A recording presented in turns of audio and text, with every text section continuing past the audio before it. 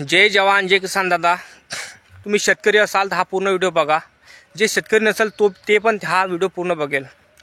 दादा, मी एक शेतकरी वर्गातला एक मुलगा आहे दादा, आणि मी पण कर्ज उचललेलं आहे सरकारकडून. काऊन उचललं? आणि माझ्या अख्ख्या महाराष्ट्रातल्या माझ्या मायबापाने पण कर्ज उचललं आहे दादा. आणि मायबाप कर्ज माफ कधी होते याची वाट पाहून राहिला. पण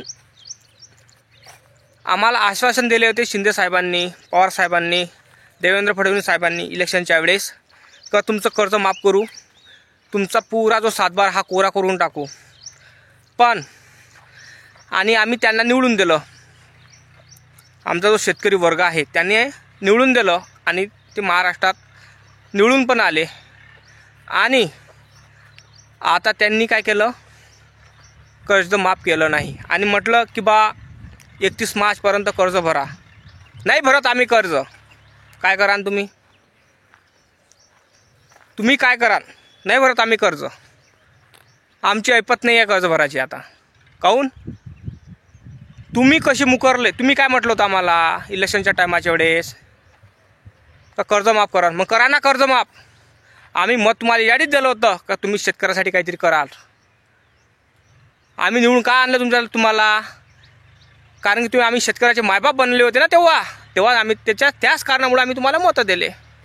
आता मतं दिले असते काय? नाही दिले असते. आणि अजित पवार साहेबाला एकच माझं म्हणणं आहे, अजित पवार साहेब, सिंचन घोटाळ्याचे 64,000 करोड रुपये तुम्ही घेतले म्हटलं, एवढा घोटाळा केला, ते कधी भरता? ते भरान तेव्हाच आमचा शेतकरी कर्ज भरेल, अन्यथा कर्ज माफ होईल. मी तुम्हाला आताही सांगतो निवडून.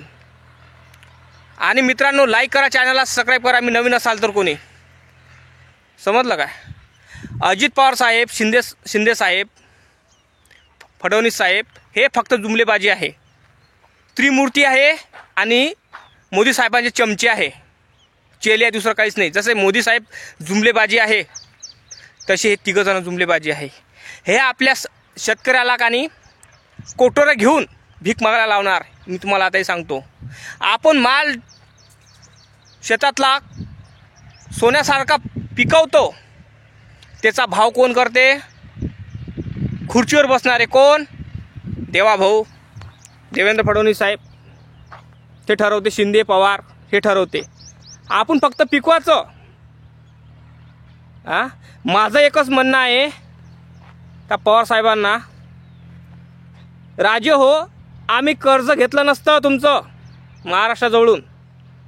तुम्ही आमच्या मालाला भाव दिला असता तर.